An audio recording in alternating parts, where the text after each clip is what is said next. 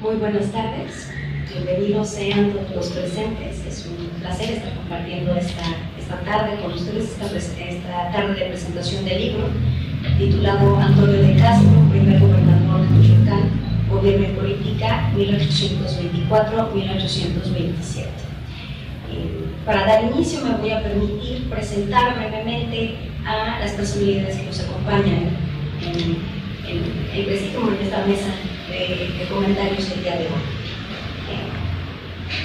Tenemos con nosotros al doctor Jaime Hernández Díaz, exrector de la Universidad Michoacana de San Nicolás de Hidalgo y exsecretario de Cultura del Estado de Michoacán. Él es doctor en Ciencias Sociales por el Colegio de Michoacán y también profesor investigador en la Facultad de Historia de nuestra Universidad Michoacana. Sea usted bienvenido, doctor.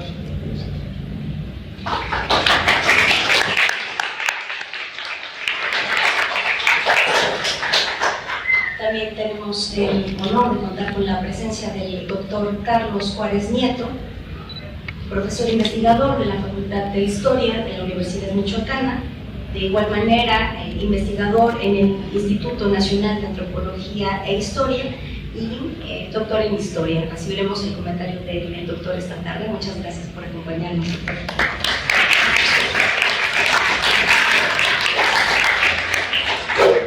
También contamos con la presencia del doctor Héctor Pérez Pinto, actual secretario de Difusión Cultural y Extensión Universitaria de la Universidad Michoacana de San Nicolás de Hidalgo. Ha fungido también como secretario auxiliar de la misma universidad y fue coordinador general de la Comisión para la conmemoración del centenario de la Universidad Michoacana de San Nicolás de Hidalgo. Un placer que nos acompañe, doctor.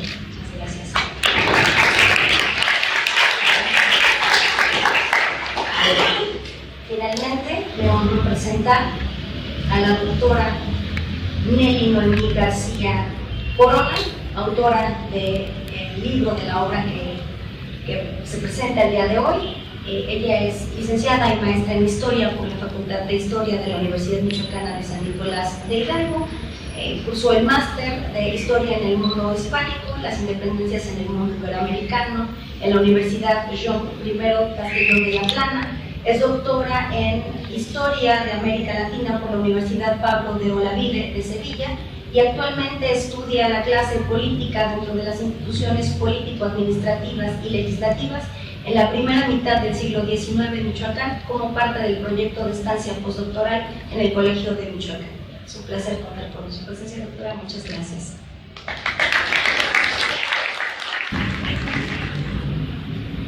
Gracias. Pues gracias a todos ustedes, al presidium, a la autora de este magnífico libro sobre el primer gobernador constitucional de Michoacán del siglo XIX. Quiero agradecer la invitación, por supuesto, que me hizo la autora para comentar brevemente algunos aspectos de su obra. Quiero decir que tuve la fortuna, ya hace algunos años, de acompañar a la ahora doctora Nelly García Corona en la elaboración, digámoslo así en términos generales, de un proyecto que pudiera ser importante para la historiografía michoacana del siglo XIX, sobre todo en la primera mitad, el tercio del siglo XIX, y que pudiera ser esta obra una especie de introducción general a futuros estudios historiográficos sobre un tema, sobre un periodo muy complejo, que lo es la formación del Estado Nacional. Y bueno, dentro de esta propuesta, de esta búsqueda de algunos temas para abordar esta circunstancia histórica, pues surgió justamente la idea de trabajar sobre el primer gobernador de Michoacán, José Antonio de Castro. Quiero decir que la experiencia académica que en los últimos años ha incorporado Nelly Noemí García Corona hasta obtener su doctorado en la Universidad Pablo de Olavide en Sevilla, pues por supuesto que le ha posibilitado prácticamente reformar, redimensionar, incorporar nuevos datos, actualizar bibliografía y sobre todo hacer un análisis más puntual sobre la administración de este personaje. Se podría decir que es una versión muy actualizada de su tesis de licenciatura, por supuesto, y esto se advierte en la lectura del texto, que se hace de manera muy fluida y con un manejo del tema de manera muy evidente. Es claro que los estudiosos del siglo XIX en Hispanoamérica y de manera general y en México de manera particular, pues en los últimos años se han interesado en rescatar, ¿verdad?, los planteamientos historiográficos, jurídicos, culturales de este complejo proceso del inicio de la nación. Y qué mejor que desde las provincias, que fue precisamente el germen del proyecto federal, del primer proyecto federal o confederal que tuvimos en México y que se cristalizó en la Constitución Federal de México. Y qué mejor que sea un personaje como José Antonio de Castro y Michoacán, porque fue junto con Jalisco, junto con Zacatecas y junto con Oaxaca y Yucatán, las provincias que más empujaron en 1823 para la conformación del Pacto Federal en México. ¿Qué es lo que podemos advertir en la obra de Nelly Noemí? Bueno, se puede advertir la exposición de asuntos trascendentales para la incipiente organización política, jurídica, económica e incluso fiscal del naciente estado de Michoacán en el marco de la República Federal vigente. Temas como la redacción de la primera Constitución Estatal de 1825, la división de poderes y las complejas vicisitudes políticas y económicas para el establecimiento del Superior Tribunal de Justicia, o bien el Consejo de Gobierno, la elección del Congreso Estatal, los ayuntamientos, las comunidades indígenas, la hacienda, la milicia cívica, la educación, así como las tensas relaciones entre la autoridad civil y la autoridad eclesiástica, dan cuenta del difícil entorno que vivió la administración del primer gobernador michoacano. No escapa al análisis de la autora los esfuerzos de algunos legisladores michoacanos por concretar el proyecto para redactar una historia del Estado y el rescate de la identidad michoacana a partir del culto a algunos héroes de la guerra insurgente, como fue el caso de Mariano Matamoros y de José María Morelos. Como un aspecto clave en la explicación de la renuncia del gobernador Castro en noviembre de 27, se encuentra la activa participación de varios actores políticos en la logia masónica yorquina, el decreto de expulsión de españoles del estado de Michoacán, al que Castro se opuso y se negó a acatar, lo llevaron inexorablemente a un callejón sin salida que derivó en su separación final del cargo. Quiero decir que todas estas vicisitudes de carácter político, legislativo, jurídico, etcétera, que formaron parte de la primera administración de José Antonio de Castro, un personaje que tuvo filiación insurgente por haber participado en el Congreso Insurgente de Ayo, precisamente en 1815, y que bueno, a partir de esos años tan convulsos como fue la guerra insurgente y después el advenimiento del Plan de Iguala y la independencia de México en 1821, José Antonio de Castro y su generación, porque lo que advertimos también aquí es que una generación de abogados, sobre actor de abogados, hay que mencionar a Antonio Sánchez de Arriola, que también formó parte de este grupo y que, bueno, junto con José Antonio de Castro, ocuparon posiciones políticas en el México independiente y en las primeras instituciones del Michoacán independiente, como lo fue el Supremo Tribunal de Justicia, en el caso de Sánchez Arriola, y la gubernatura de José Antonio de Castro. Quiero mencionar que, sin ser propiamente una biografía del primer gobernador michoacano, Nelly García nos conduce en los vericuetos de su genealogía familiar y nos presenta los trazos más relevantes de su azarosa formación profesional y su adhesión al ideario de la insurgencia mexicana. La afiliación política de Castro,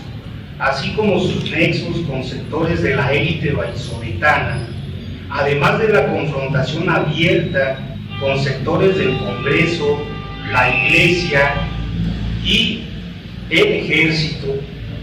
incluidas por supuesto las vicisitudes políticas que orillaron a su renuncia en noviembre de 1827, no escapan a la aguda observación de la autora. En suma,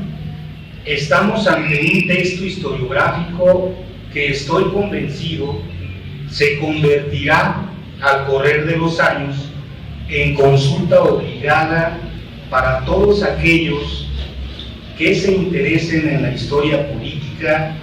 y de las instituciones en el Michoacán del siglo XIX. Esto que parece ser el inicio, la apertura de un proyecto amplio, ¿verdad?, para estudiar no solamente el primer tramo, el primer federalismo, digámoslo así, en México, en Michoacán, que corre de 1824 a 1835. Bueno, pues me decía su autora, ¿verdad?, de manera personal, que era su deseo continuar incluso más allá del primer federalismo mexicano. Y pienso que acierta en esta propuesta y en este proyecto de búsqueda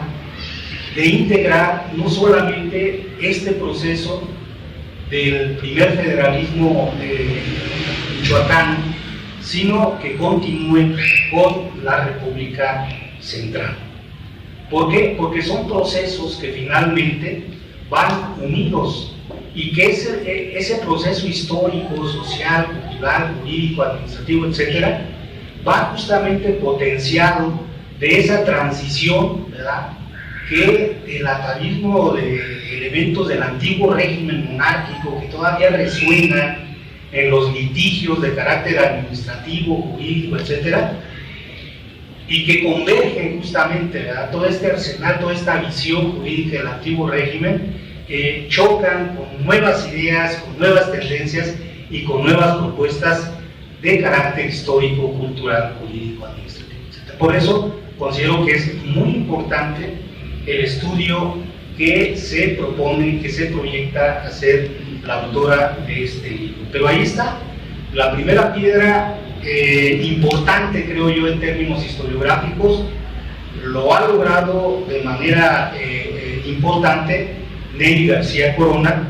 pues contextualizando, problematizando la administración de José Antonio de Castro. Y como lo decía anteriormente, aquí encontraremos aspectos de su biografía personal,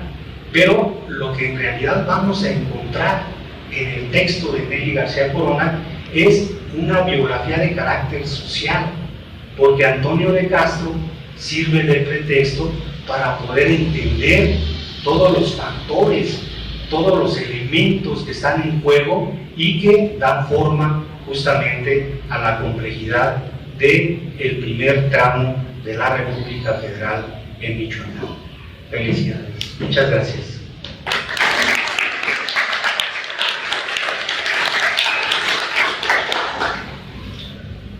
Buenas tardes, casi noches a todos. Para iniciar, deseo agradecer, lo propio es agradecer a todos aquellos que contribuyeron a que este trabajo que hoy se presenta pues esté en las condiciones que está. Y este texto tiene sus antecedentes, como ya lo han mencionado, en la tesis de licenciatura que fue asesorada por el doctor Carlos Juárez Nieto, quien desde 2005 a la fecha estuvo pendiente del desarrollo del trabajo a través de múltiples lecturas, bastantes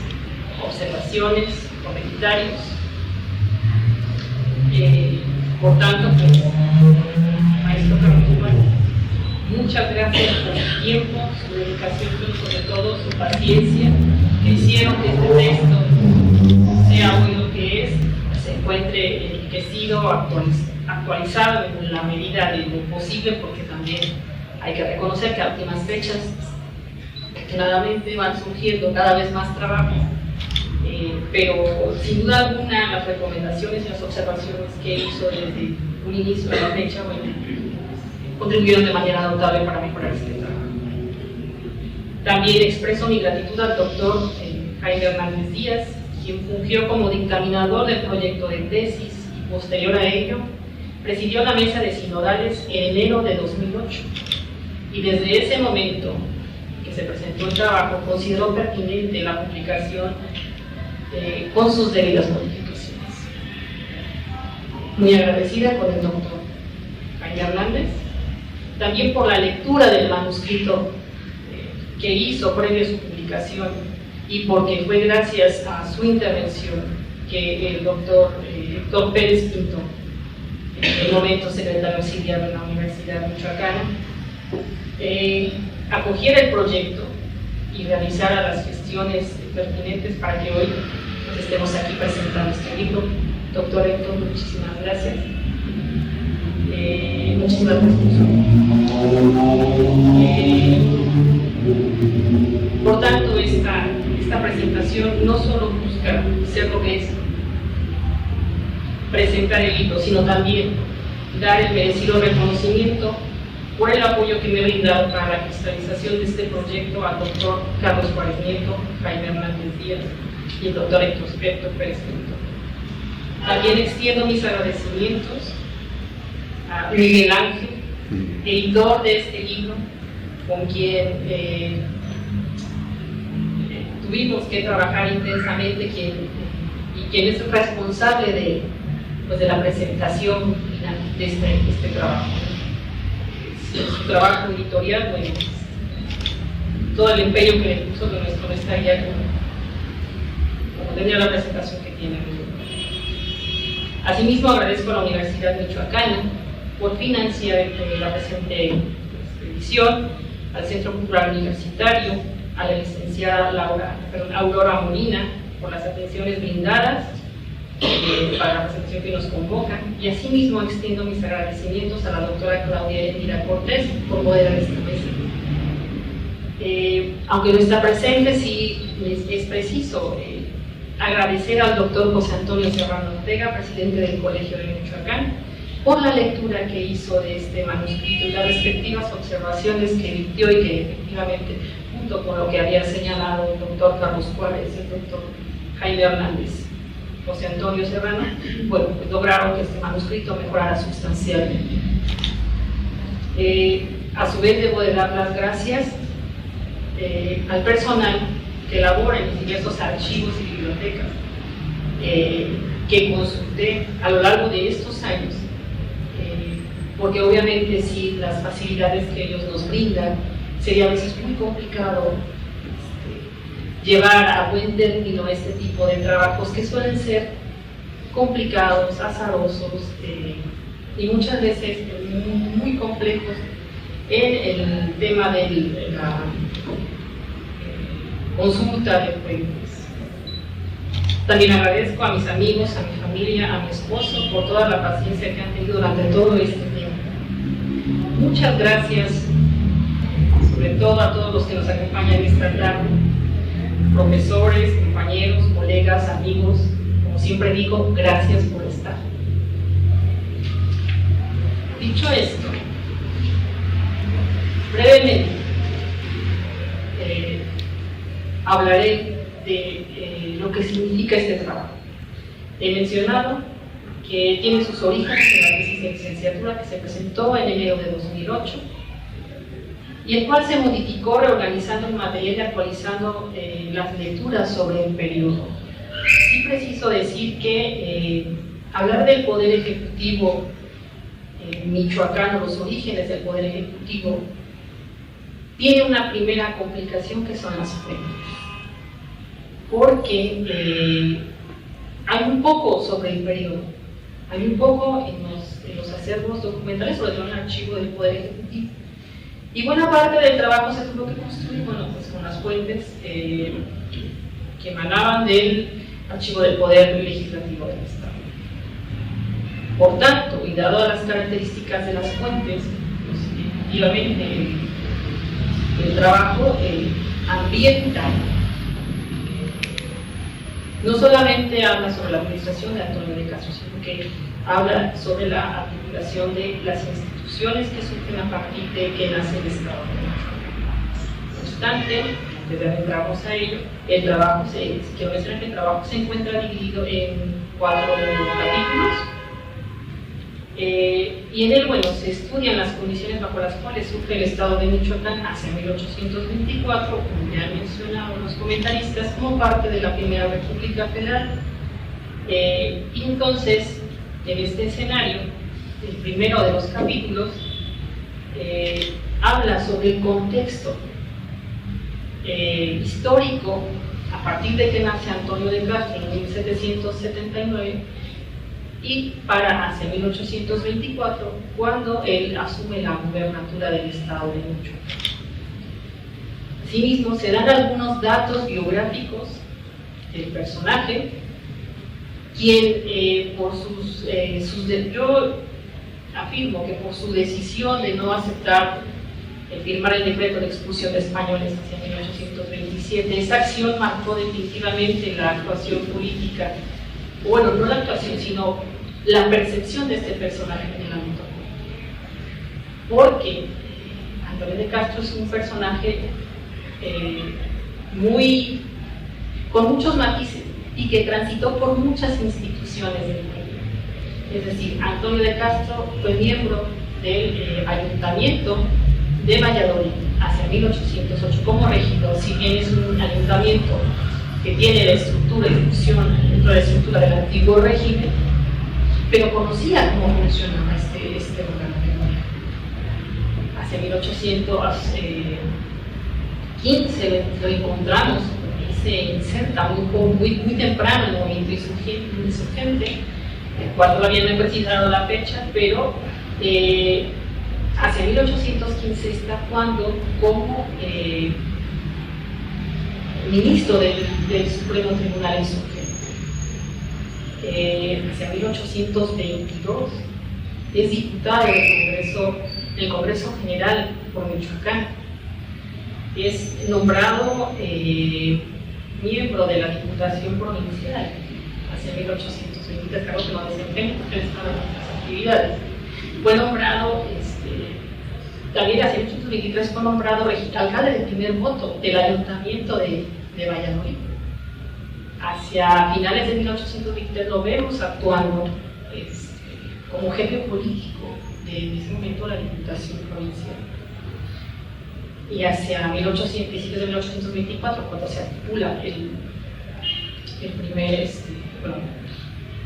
nace el Estado de Michoacán y se articula el Poder Ejecutivo, bueno, él no queda como titular del Ejecutivo, queda nombrado como teniente de gobernador y un poco después no queda muy claro y queda como vicegobernador, teniente de gobernador, vicegobernador, porque el titular había sido el nombramiento, porque nunca tuvo posición del cargo, de Francisco Sánchez de Tagle. Ante la renuncia de Francisco Manuel Sánchez de Tagle, se nombra el gobernador interino Antonio de Castro. Una vez promulgada la Constitución de 1825, a través del proceso electoral, el Congreso del Estado tiene una terna, entre la cual sale como gobernador constitucional. Antonio de Castro es el primer gobernador en funciones del Estado de Michoacán. Y después de ahí, bueno, pues lo vamos a ver que renuncia hacia 1827, hasta 1831 está actuando dentro del como ministro del Superior Tribunal de Justicia, y hasta 1835 y hasta 1846 funge como ministro del Supremo Tribunal de Justicia del Estado.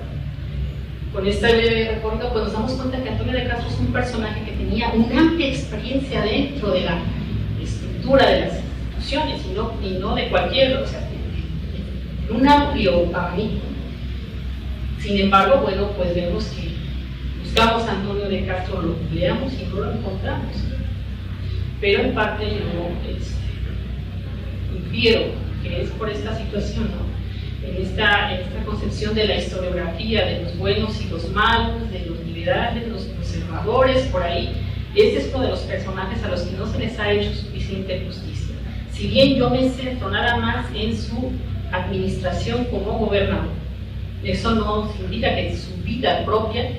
bueno, toda su vida política, lo dé para hacer un estudio mucho más amplio que arrancaría desde 1807 hasta 1846, y lo cual serviría muy bien de pretexto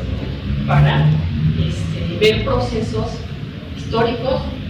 de mucha mayor mención en la medianía de la duración,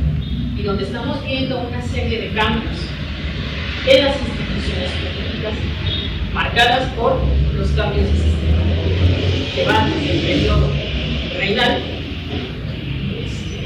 Constitución de Cádiz, la independencia, primer imperio, la República Federal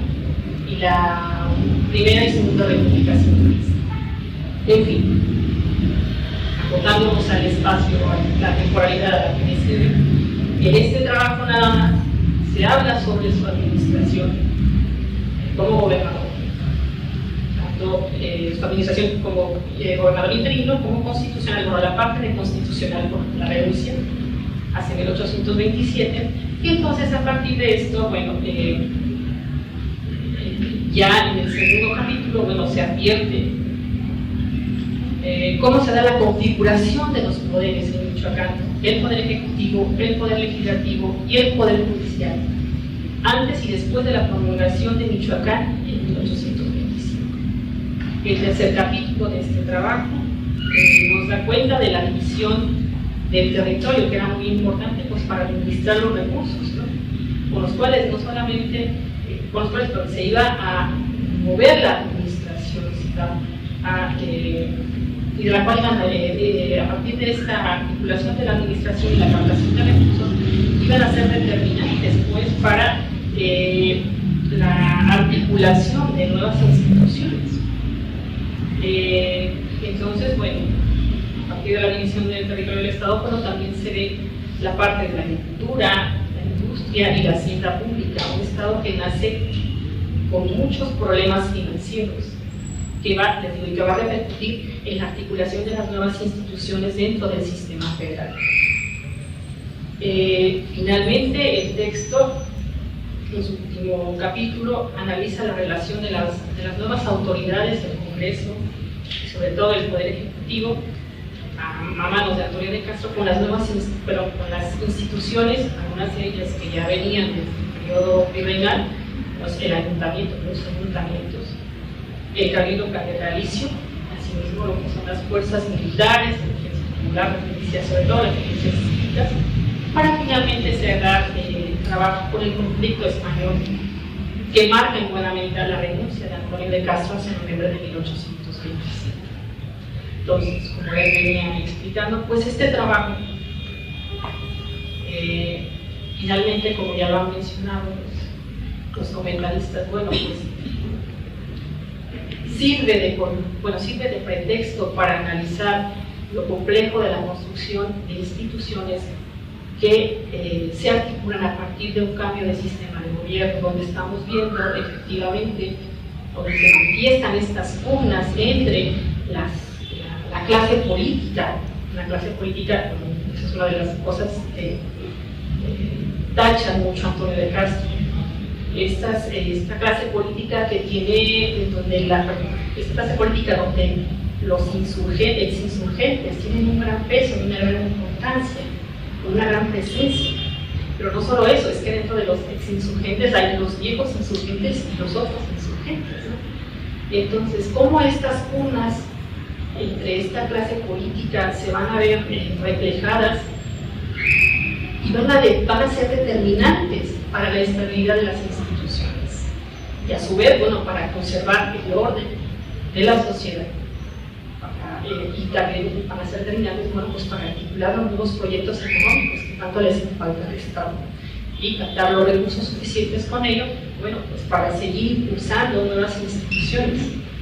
que eran necesarias en un momento en que, bueno, aparte dentro de todo este contexto, había una gran esperanza, una gran esperanza dentro de las nuevas instituciones, ¿no? Un gran ánimo ante la independencia y la articulación de este nuevo sistema de gobierno que traía la prosperidad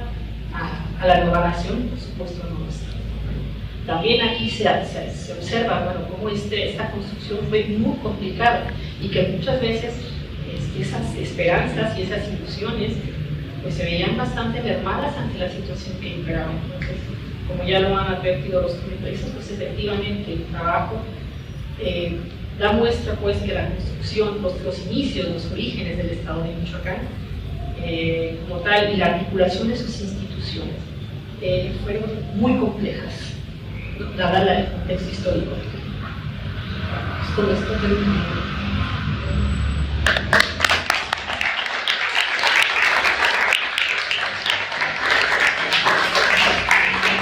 Muchas gracias, doctora, por este panorama general de la obra que nos hace.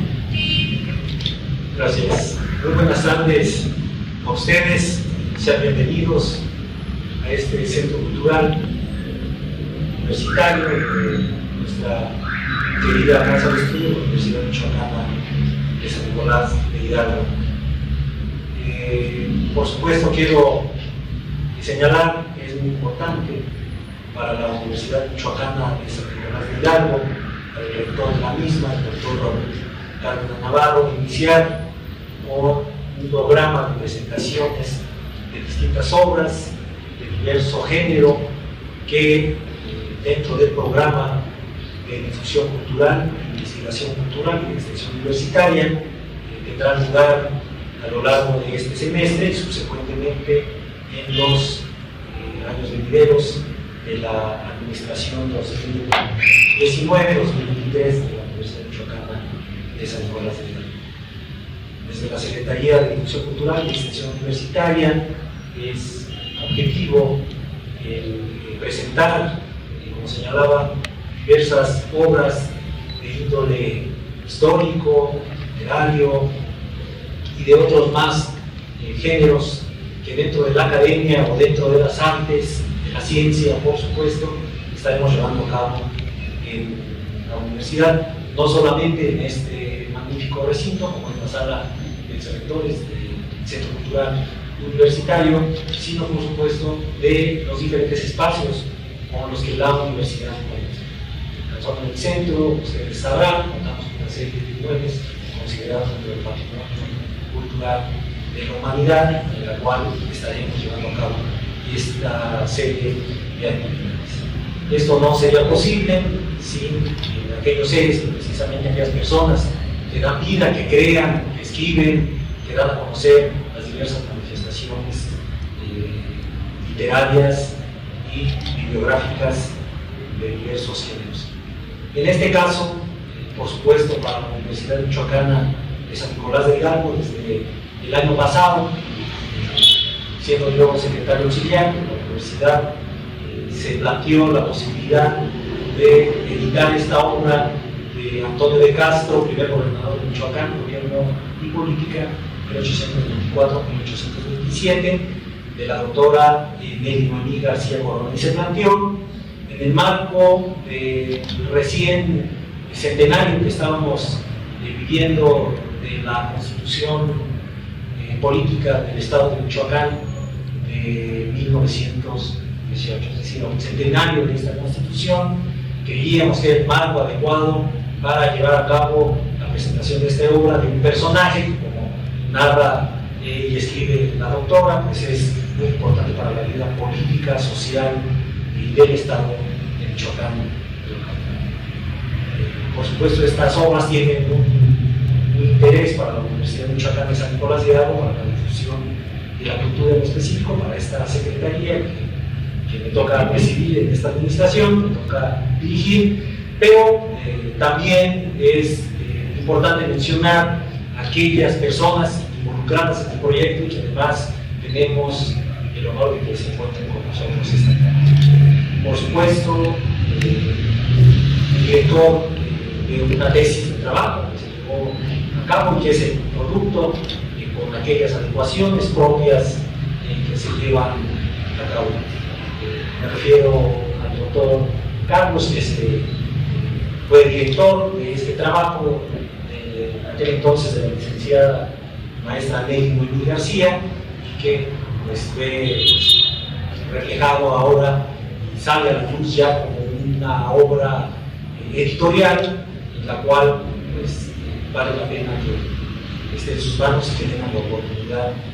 de revisarla. Y por supuesto, también con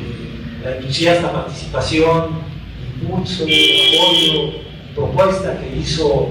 el doctor Jaime Hernández Díaz, ex rector de la Universidad Michoacana de San Nicolás de Hidalgo, y con el cual nos tocó coordinar varias de las obras dentro de la Comisión para la Conmemoración del Centenario, y es que ahí surge esta idea de llevar a cabo la edición de obras de tal envergadura que con el centenario de la Constitución, en este otro gran centenario, pues se tuviera la oportunidad no solo a la comunidad universitaria, sino a la sociedad en general, a aquellos interesados estudiosos, de tener en sus manos una obra que detalla minuciosamente esta obra que lleva a cabo Antonio de Castro entre 1824 y 1827 como primer gobernador del estado de Michoacán, del México independiente. Por eso yo quiero agradecer públicamente al doctor Jaime Hernández Díaz por esta propuesta, por todo el apoyo, por además ser parte de esta comisión editorial en la cual estuvimos inmersos en esto y en otros proyectos más. Por supuesto, a la doctora Nelly Muñoz García, con la cual estuvimos platicando desde un inicio, un camino, déjenme comentarles, pues no lleno de algunas cuestiones y de algunos retos que tuvimos que afrontar precisamente para que esto por fin hoy esté presentándose ante ustedes. No es un camino fácil, ustedes saben los grandes retos que la Universidad Michoacana presenta desde el punto de vista financiero, que repercuten, por supuesto, en aquellos proyectos que desarrollamos. Pero no por ello nos podemos cruzar de brazos, a lamentarnos por la situación, sino tenemos que ser, yo creo que doblemente responsables, y para mí un acto de responsabilidad es precisamente rescatar y apoyar, impulsar todos aquellos proyectos que merecen la pena que ven a la luz como es el que hoy se presenta. Por ello, la Secretaría de Difusión y de Difusión Cultural de la Extensión Universitaria esta tarde, de verdad, nos sentimos muy orgullosos de que con esta obra de inicio este programa editorial de la Secretaría de la Universidad Michoacana de San Nicolás de Hidalgo, y en la cual estaremos nosotros permanentemente vinculados. Valga señalar que también es motivo más bien de reflexión lo que ya hemos platicado con la directora, con la jefa del Centro Cultural Universitario, la licenciada Aurora Molina, de reactivar este espacio realmente con una vocación, como la que necesita ser una actividad del Centro Cultural Universitario. Y muestras de esto, justamente esta misma hora, en la sala audiovisual, tenemos el inicio de las actividades de la Cineteca Nacional en la Universidad Nacional, de la Universidad Michoacana, seremos sede permanente de diversos ciclos, por ello nos sentimos muy honrados. Sin más, pues nuevamente les doy las gracias, me siento muy honrado de compartir la mesa con quienes estamos esta tarde aquí y sobre todo un agradecimiento a ustedes que hacen posible que la vida de la universidad, que el trayecto de la universidad, que las obras que dedica la universidad, pues cada vez estén en el imaginario, estén en la sociedad y sean, por supuesto, compartidas por una comunidad que aquí demuestra su interés. Sean bienvenidas, sean bienvenidos, estamos aquí empezando este programa y muchas gracias y un éxito y una felicitación a la doctora Nelly García por esta obra que hoy se presenta y que los especialistas que están en esta mesa pues, nos comentarán, nos compartirán sus experiencias de más de ella misma. Muchas gracias, buenas tardes, bienvenidas y bienvenidos.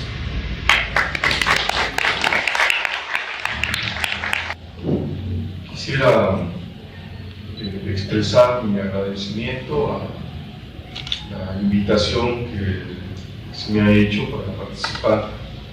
en los comentarios de este libro. Y yo quisiera situarme en un comentario de orden general que sirva de una reflexión cómo contextualizar esta obra en el conjunto de la historiografía mexicana y las aportaciones que de ello derivan, ¿no? Primero, solo sería posible hablar de una obra con estas características ya impresa, expresar mi agradecimiento al doctor Héctor Pérez Pintor, que recogió justamente algunas de estas inquietudes que voy a externar el día de hoy en torno a la pertinencia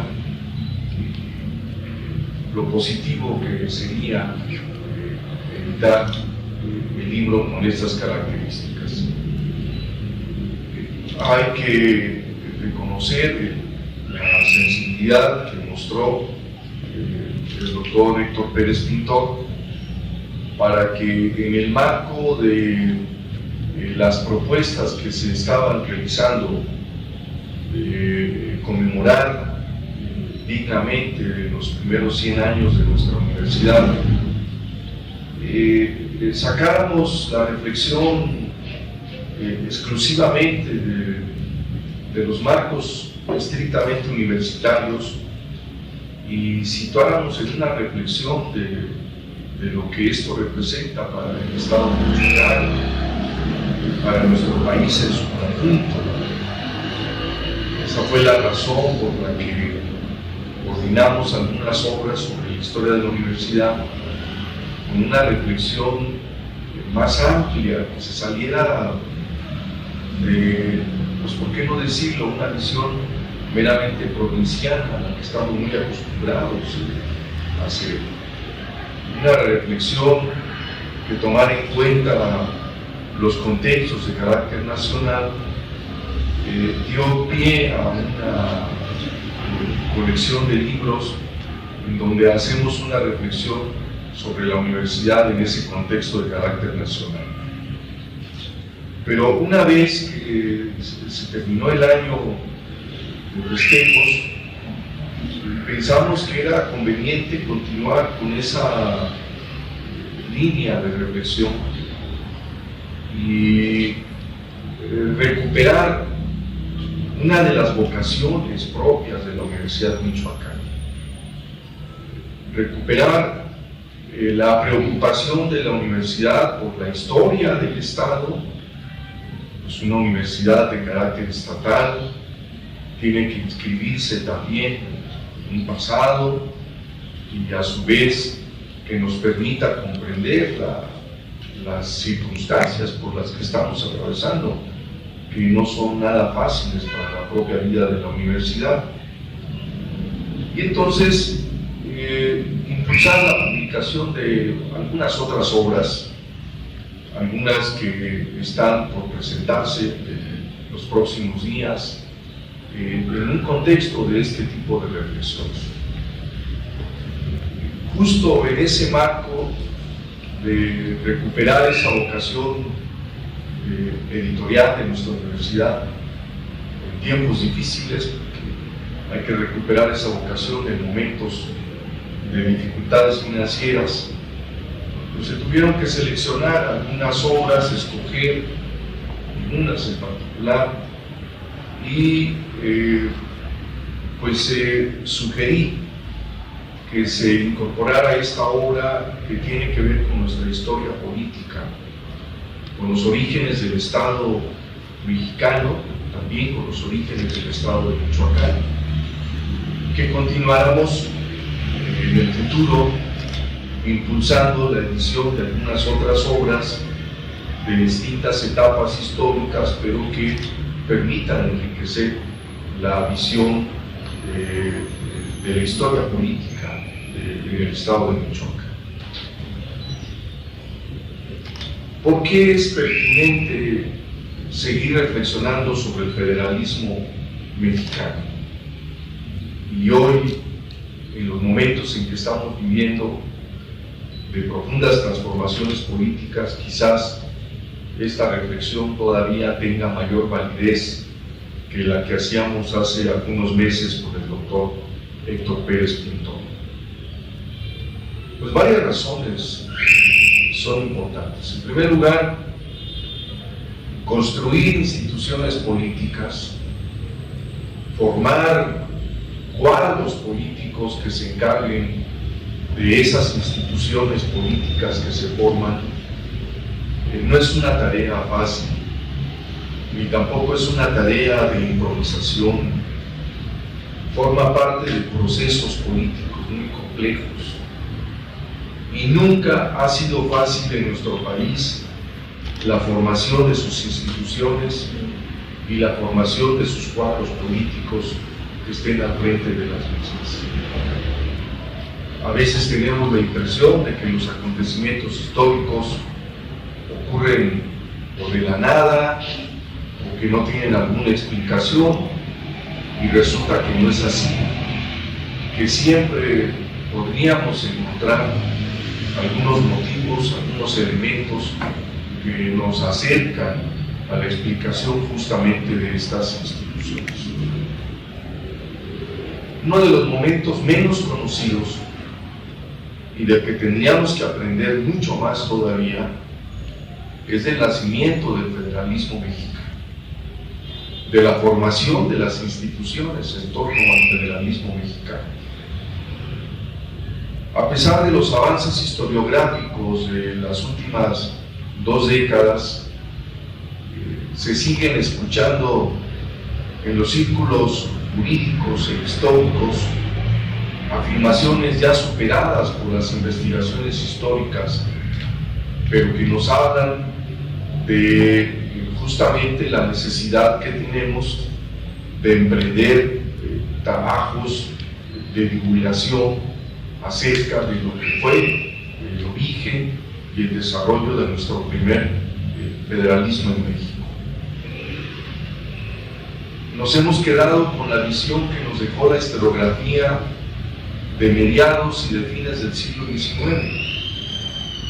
La historiografía de mediados y de fines del siglo XIX nos indicaba que había muy poco que aprender de este periodo histórico y en consecuencia muy poco que estudiar, o quizás hasta que ni valía la pena acercarnos a este periodo que durante mucho tiempo simplemente se consideró como un periodo convulso, lleno de inestabilidad política, caracterizado por los motines, las sazonadas, los golpes de Estado, y que poco habían contribuido a la formación del Estado mexicano. Quizás en el propio campo de los constitucionalistas, pocos abrían el camino, pero no faltaron luces como la de don Antonio Martínez Báez, que hace muchos años nos indicaba la pertinencia de estudiar el acta fundacional del federalismo mexicano junto con la Constitución de 1824 como parte de un proceso unitario. Por cierto, hoy aparecen algunos trabajos relacionados con nuestros estudios constitucionales y retoman algunas de las tesis que sostuvo don Antonio Martínez Báez, aunque desafortunadamente sin darles el crédito correspondiente. Don Antonio Martínez Báez, por ejemplo, sostenía que buena parte de la Constitución política de 1917 tenía su origen en los artículos de la Constitución de 1824 y que las bases del constitucionalismo mexicano se encontraban justamente en este constitucionalismo integrado por el Acta Constitutiva de 1824 y la Constitución de 1824. Y lo demostró en varios estudios constitucionales. Pocos daban importancia porque además prevalecía una visión muy positivista en el campo del derecho, con cierto desprecio a los estudios históricos y además con esa visión equivocada de que nuestro primer federalismo había sido una simple copia del federalismo norteamericano. Para fortuna ahora los estudios del federalismo no solo han sido motivo de interés por parte de los constitucionalistas, sino también de los historiadores, y cambió el panorama. Para empezar, nuestro federalismo no es una simple copia del federalismo norteamericano, es parte de un proceso histórico, si bien es cierto vertiginoso, breve, pero que sacudió a la nación mexicana con motivo de la crisis del imperio de Agustín de Iturbide, y hoy se reconoce que el proceso del federalismo mexicano es un proceso impulsado desde las provincias y que la aportación fundamental de nuestro federalismo se encuentra justamente en el momento histórico caracterizado por la presión que realizaron las provincias mexicanas. Parece que en ese terreno, a pesar de algunas imprecisiones que cometíamos o de algunos errores de apreciación, hemos tenido una mejor conformación de lo que es nuestro federalismo, pero no hemos avanzado suficiente en la historia de la primera experiencia federal en las entidades. A pesar de los esfuerzos realizados en el Seminario del Federalismo que impulsó doña Josefina Zoraida Vázquez, todavía nos falta mucho por recorrer para el estudio de las provincias ahora convertidas en estados. Yo he planteado varios trabajos y los he retomado recientemente y espero muy pronto dar a conocer otros trabajos al respecto. Así como don Antonio Martínez Báez señalaba que el constitucionalismo mexicano solo se puede entender con el acta constitutiva y la Constitución del 24, yo señalo que el federalismo mexicano solo se puede entender con el acta constitutiva, la Constitución del 24 y las constituciones de los estados, incluyendo su propia experiencia política, es decir, no solo reducido al estudio del texto constitucional en una versión normativista, sino en el análisis de la propia experiencia que se tuvo en las distintas entidades federativas acerca de esta primera experiencia federal. Y eso transita por conocer las constituciones de los estados, sus gobernantes, sus instituciones, sus órganos de poder, el poder legislativo, el poder judicial, la organización municipal y la propia vida política que acompaña a este proceso. Es en este contexto en el que tenemos que inscribir la obra que hoy se presenta. Es una obra referida al primer gobierno de Michoacán. Y no era poca la tarea que se tenía que emprender en este proceso. Yo no comparto la idea simplemente de que se tratara de la transformación del jefe político, ahora conformado como gobernador, ¿no? Es el funcionamiento de una nueva estructura de poder, que no era una tarea fácil. En el marco de la divulgación de doctrinas de liberalismo y de doctrinas de autores que se leían, algunos directamente, otros a través de los publicistas, y que tenían que ver con el funcionamiento de estos órganos de poder, para los que tendría que generarse la formación de esa clase política. Pues hay un proceso de formación de la nueva clase política mexicana. Para el caso de los primeros gobiernos de Michoacán, esa clase política se había forjado al fragor de la lucha militar, de la lucha por la propia independencia, al fragor del combate, pero también con las influencias de los ilustrados y de los liberales que divulgaban las distintas maneras de entender este proceso de cómo construir las instituciones de carácter liberal. Hoy todavía sigue siendo, a mi modo de ver, muy importante penetrar en estos estudios y en esas experiencias, y qué mejor que hacerlo a partir de los gobiernos, de los estados, complementando esta visión que se tiene de carácter nacional. Y aún así, aún en el escenario nacional, le hemos puesto atención a los congresos constituyentes, pero poca atención a los congresos ordinarios. Le hemos puesto poca atención a un órgano que en buena medida queda muy debilitado, pero que representa un órgano de poder significativo como es el Poder Judicial, porque no hemos hecho los estudios desde la perspectiva de la nueva cultura jurídica que se generó. Claro, llaman mucho la atención los aspectos de una nueva forma de ser, de vivir, de convivir, pero sigue siendo necesario estudiar las instituciones en el contexto de una nueva historia política de México, porque muchos de esos estudios fueron cuestionados, porque eran estudios que se hacían bajo una visión muy normativista, muy positivista, en enfoques historiográficos superados, y por eso se pensaba que ya no era necesario este tipo de estudios. Son muy necesarios las historias de las instituciones políticas. Hoy lo estamos viviendo. Hoy lo que ha quedado muy claro es que hay un proceso de sustitución de una clase política nueva. Y los críticos de lo que está ocurriendo actualmente en el nuevo gobierno encabezado por Andrés Manuel López Obrador no pasan de apreciar sus críticas en el señalamiento de los errores que se cometen, que por cierto pueden ser muchos o pocos, pero no se sitúan en el contexto de lo que se está emprendiendo,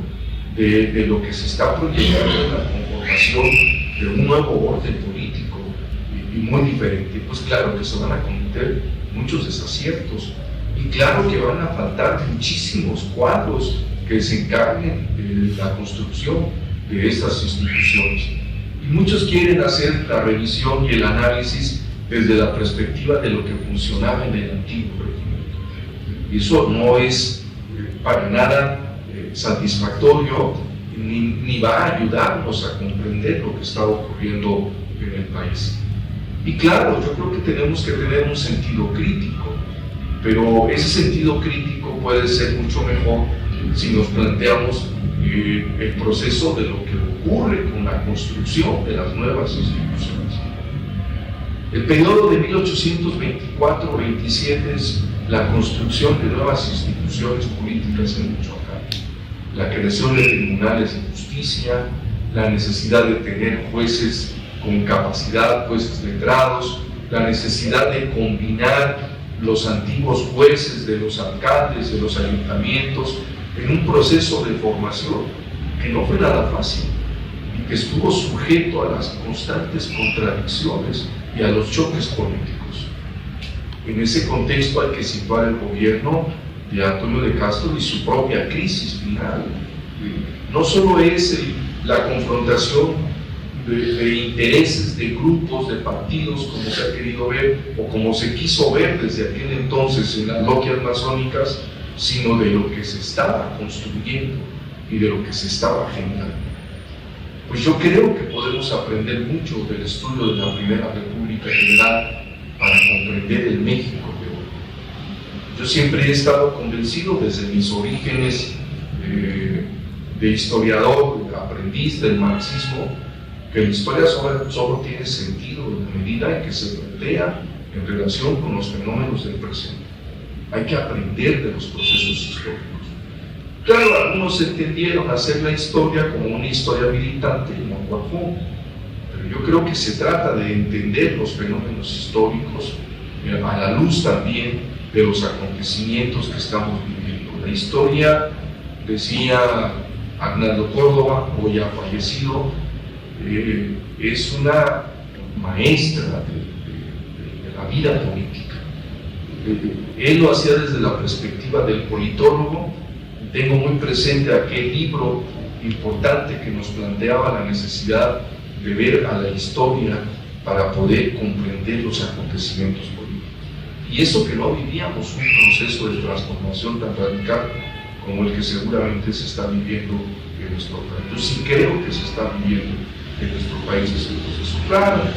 los que han estado alejados de la lucha política, de los procesos políticos, creen que esto simplemente es algo que inició hace 4 meses, 5 meses, 6 meses, sin entender que forma parte de un proceso histórico.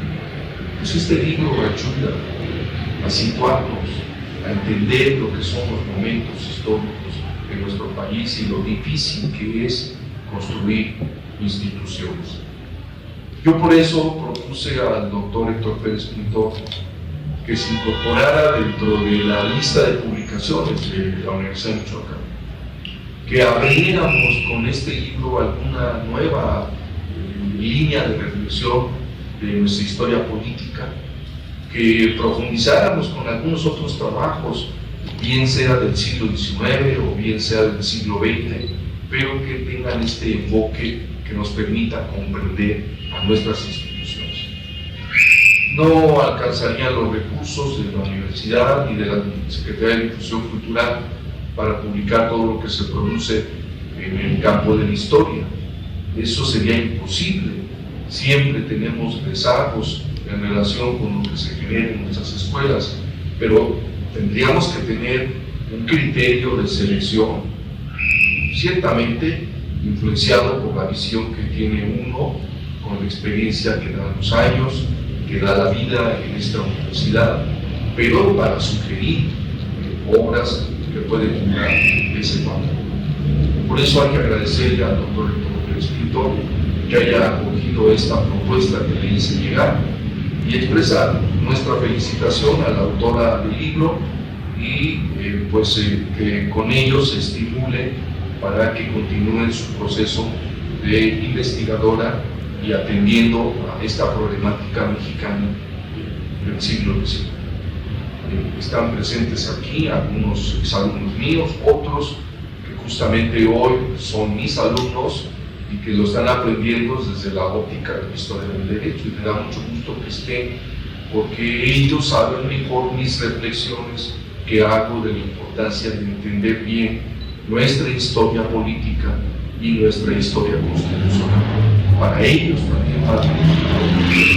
este tipo de textos, no necesariamente solo que los vean con una perspectiva histórica. Y para los exalumnos de la Escuela de Historia que hoy nos acompañan, historiadores ya, hombres y mujeres, pues la obra se convierte también en un elemento fundamental para seguir continuando en su espíritu formativo y consolidando sus visiones de historiadores. Ojalá esta presentación pues, se haga en círculos académicos, donde pudieran también profundizarse otros elementos, pero hoy, con las características de una presentación general, yo creo que con este contexto de orden general, ya el maestro Carlos Juárez, el doctor Carlos Juárez, hizo algunos comentarios de la obra en particular, y creo que con eso cerramos una reflexión, porque la presentación del libro nos lleva a una reflexión. No solo es motivo, como decíamos en las presentaciones anteriores, de fiesta, de satisfacción para el lector, su familia, todo lo que está detrás de un libro, es un esfuerzo, un trabajo, son sacrificios, sí, pero también es el motivo de una reflexión académica. Por eso las presentaciones de libros deben de continuar haciéndose, porque es un momento oportuno para hacer una reflexión y estimular la lectura y el trabajo de investigación en nuestro país, en nuestro estado y en nuestra universidad. Escuché, con esto cierro mi intervención, una visión, un mensaje que me llena de alegría, porque cuando estuvimos al frente de la universidad intentamos que este centro cultural, y cuando he estado al frente de la Secretaría de Cultura le hemos puesto atención a los libros, a las publicaciones. Aquí también están dos antiguas colaboradoras mías que hicieron un magnífico catálogo de publicaciones de la Secretaría de Cultura, que entonces no me van a dejar mentir el esfuerzo que hemos hecho para que se publique, para que se reflexione. Y hoy escuché en la voz del doctor Héctor Pérez Pintor que se quiere retomar esa visión. Lo que se pueda publicar aquí con nuestros escasos recursos, bien, que se pueda presentar editoriales extranjeras, nacionales, doctor Héctor Pérez Pintor, aquí este debe ser un escenario de reflexión, de divulgación. Nuestros recursos no nos alcanzan para producir tanto, pero sí tenemos cerebros, capacidad, intelectuales que permiten continuar con nuestra reflexión. Y este centro cultural no debe de dejar de perder esa vocación que pensamos que debería tener en algún momento determinado. Así como las actividades artísticas, las culturales en su conjunto, la presentación y reflexión en torno a los libros. Pues muchas gracias por su paciencia, por habernos estado acompañando y hemos terminado la presentación de este libro. Muchas gracias.